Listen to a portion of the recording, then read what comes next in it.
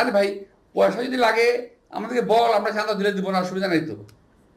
আর ইচ্ছা, আর যদি প্রয়োজন হয় আল্লাহর রহমতে আমার দেওয়ার ক্ষমতা আছে, আমি দেবো না পয়সা লাগলে। কিন্তু পয়সার জন্য দেশকে ধ্বংস করার কোনো প্রয়োজন নাই।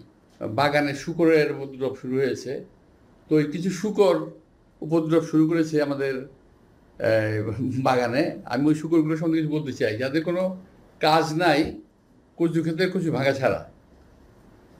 তো যে কথা বলছেন যে ইউনূস সাহেব, ডক্টর প্রফেসর ইউনূস সাহেব যদি বলে থাকেন নির্বাচনের কথা, ভালো বলেছেন। নির্বাচন তো, আচ্ছা আমি বুঝি না, নির্বাচন না দিয়ে কী করবে এই গভর্নমেন্ট, এই সরকার? আমি এটা বুঝি না।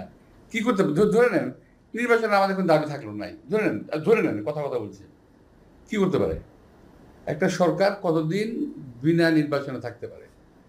এটা সম্ভব না। যদি বিনা নির্বাচনে সরকার থাকতে পারত তাহলে তো হাসিনাই থাকতো। যেহেতু হাসিনা নির্বাচিত ছিল না, সে তাই চলে যেতে হয়েছে বাধ্য হয়ে। তো ডক্টর মোহাম্মদ ইউনূস বোধহয় সঠিক সিদ্ধান্ত নিয়েছেন, এবং উনি যদি নির্বাচনের কথা বলে থাকেন, আগে বলেছেন, এখন যদি বলে থাকেন, ভালো বলেছেন, সঠিক বলেছেন। নির্বাচনটা হওয়া দরকার।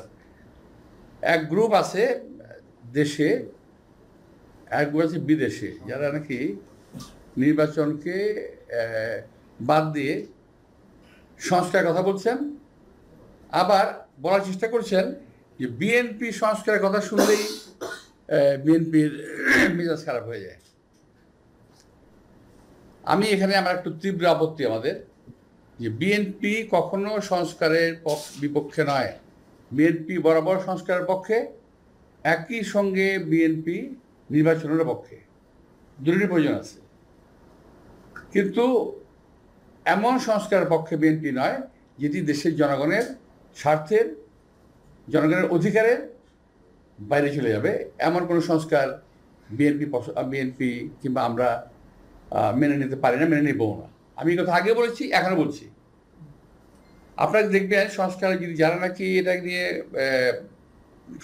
পড়েছেন, যাদের কাছে স্প্রেডশিট গেছে, যারা পড়েছেন তারা দেখেছেন যে এমন কিছু প্রস্তাব আছে যে প্রস্তাবগুলো বাংলাদেশে মানুষের সঙ্গে মানানসই নয়, যেগুলো বাংলাদেশের সঙ্গে যায় না, বাংলাদেশের সঙ্গে, সেগুলো আমরা কেন মানব? আবার এই যে মানা না মানা নিয়ে কালকে দেখলাম এক ভদ্রলোক, যিনি, আমি নাম নিচ্ছি না, তবে আপনি বুঝে নিন, যিনি দরবেশের সালমান রহমানের টাকা খেয়ে মোটা হয়েছেন, স্বাস্থ্য ভালো করেছেন, চেহারা সুন্দর করেছেন, লম্বা কথা বলেছেন বাইরে থেকে। খুব দুর্ভাগ্যজনকভাবে উনি আমার সঙ্গে কালকে বাজে কথা বলেছেন। তো বলতে থাকুক, আমি বলেছি না, কচু খেতে শুকর পড়েছে, আমি শুকরের পর্যায়ে ধরি ওনাদেরকে। তো আরেকজন আছে ফ্রান্সে, আরেকজন আছে একজন ওখানে, কি এটা একটা নাম, ওটা হলো কি বলে এটাকে, একটা না একটা জারজ মিল্টন আছে, সরি কথা আমি বলে দিলাম, আমার এই অবস্থা থেকে বলা ঠিক হয়নি বোধ হয়। তারপর আমি বলছি, জারজ মিল্টন বকা দিয়েছে আমাকে, সেটাকে সমর্থন করেছে পিনাকি। অর্থাৎ জারজ মিল্টন যে ভাষা আমাকে বকা দিয়েছে, পিনাকি সমর্থন করেছে। আমি বলতে চাই যে ওরা সবাই একই বংশের, একই গোত্রের সন্তান। কোনো ভদ্রলোককে এভাবে গালি দিতে পারে না। আমি ঢাকার মানুষ, আমি ইচ্ছে করলে ওরা যে ভাষায় গালি দেয় তার চেয়ে জঘন্য ভাষায় গালি দিতে পারি, কিন্তু আমার বাপ মা, আমার পরিবার এটা আমাকে শেখায় নাই। ওরা যেটা বলছে এবং বলেছে, এটা ওদের পরিবার থেকে শেখানো, ওরা ওই পরিবার থেকে করে আসছে, শুকরের জাত।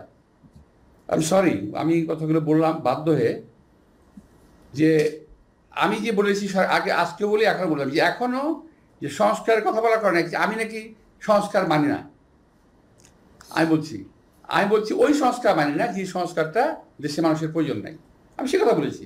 তারা যদি ভুল বুঝে এবং দরবেশের টাকা খেয়ে শরীর স্বাস্থ্য ভালো করে বিদেশে থেকে এই দেশের রাজনীতিবিদদের সম্বন্ধে উচ্চারণা করে, গালিগালাজ করে, এবং আমি আশ্চর্য হয়ে গেলাম। তারপরে তারা শুরু করলো আমাদের সেক্রেটারি জেনারেল মির্জা ফখরুল সাহেবকে,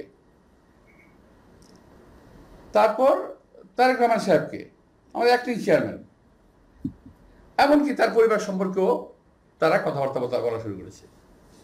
আমার আজকে কিন্তু মূলত এই কথাই বলাই ছিল, আমার অন্য কোনো সাবজেক্ট ছিল না। এটাই ছিল আমার বক্তব্য, যে ওরা আসলে চাচ্ছেটা কি। ওরা বিএনপিকে কিংবা আওয়ামী লীগকে কিংবা অন্য কাউকে ওরা ভালোবাসে না, ওরা ভালোবাসে ভারতকে। ওরা এই দেশে যাতে ভারতের আধিপত্য বিস্তার হয় এবং ভারত যাতে এই দেশে কায়েমি স্বার্থবাদী গোষ্ঠীকে বসাতে পারে, ওই সমস্ত লোকদের জন্য এরা কাজ করতেছে। এই গ্রুপটা এবং এই শুক্রের গোষ্ঠী কখনো বাংলাদেশের কোনো সরকারকে স্থিতিশীল থাকতে দেবে না। আমি আজকে হরপ করে বলতে পারি, এখানে অনেক সাংবাদিক ভাইরা আছেন যারা রহমত বহুদিন বাঁচবেন, দেখবেন যে এই গোষ্ঠী কখনো বাংলাদেশকে স্থিতিশীল থাকতে দেবে না। কখনো আমার বিরুদ্ধে, কখনো ওর বিরুদ্ধে, কখনো তার বিরুদ্ধে লেগেই থাকবে। ফাঁক দিয়ে কী হবে জানেন? ওরা ওই যে ইউটিউবের মধ্যে কি যে পয়সা কামানোর একটা রাস্তা আছে ওদের, সে পয়সা কামাইতেছে। আরে ভাই, পয়সা যদি লাগে আমাদেরকে বল, আমরা চাঁদা দিলে দিব না, অসুবিধা নেই তো। আর ইচ্ছা, আর যদি প্রয়োজন হয় আল্লাহর রহমতে আমার দেওয়ার ক্ষমতা আছে, আমি দেবো না পয়সা লাগলে। কিন্তু পয়সার জন্য দেশকে ধ্বংস করার কোনো প্রয়োজন নাই। এরা যা করতেছে, আজকে আমি খুব দুঃখের সঙ্গে কথাগুলো বললাম, এই ধরনের অশ্রাব্য ভাষায় আমি কথা বললাম বাধ্য হয়ে, কারণ ওরা অশ্রাব্য ভাষায় গালি দিয়েছে। তারপরে কথা আছে, আমি আর বলতে পারতাম, বললাম না। কুকুরের কাজ কুকুর করেছে, কামড় দিয়েছে পায়। আমি আর পাখিরা বলতে যাচ্ছি না। তো বন্দে আলী মিয়ার গল্প, এটা বোধহয় কবিতারা পড়েছেন ছোটবেলায়, কিছুটা ভুলটুল হতে পারে। কি জানি, কুকুরের কাজ কুকুর করেছে, কামড় দিয়েছে পায়, তাই বলে কি কুকুরকে কামড় দেওয়া মানুষের শোভা পায়? তো আমি এই কথাটাই আমার শেষ কথা ওদের বিরুদ্ধে। আমি বলছি শুকুরের গোষ্ঠী এরা, এবার এরা কখনোই, এরা সাজানো বাগান ভেঙে দেবে, কখনোই বাংলাদেশকে স্থিতিশীল হতে দেবে না। আপনারা অপেক্ষা করেন, কদিন পর তারা ইউনূস সাহেবকে ধরবে। আমি এটা বলে দিচ্ছি আমি আপনাদেরকে, কদিন সাহেব পরে তারা ডাক্তার ইউনূস সাহেবকে ধরবে। এখন তারা কী করতেছে? বিএনপিকে ব্র্যাকেট করতেছে আওয়ামী লীগের সঙ্গে, ব্র্যাকেট করার চেষ্টা করতেছে। বিএনপিকে আওয়ামী লীগের সঙ্গে ব্র্যাকেট করার কোনো সুযোগ নাই। বিএনপি জন্মই আওয়ামী লীগের বিরুদ্ধে, এটা বুঝতে হবে। তো আরেকটা জিনিস আমি বলি, যে আমার ওই যে শুকুরের গ্রুপ, যেটা শুকুরের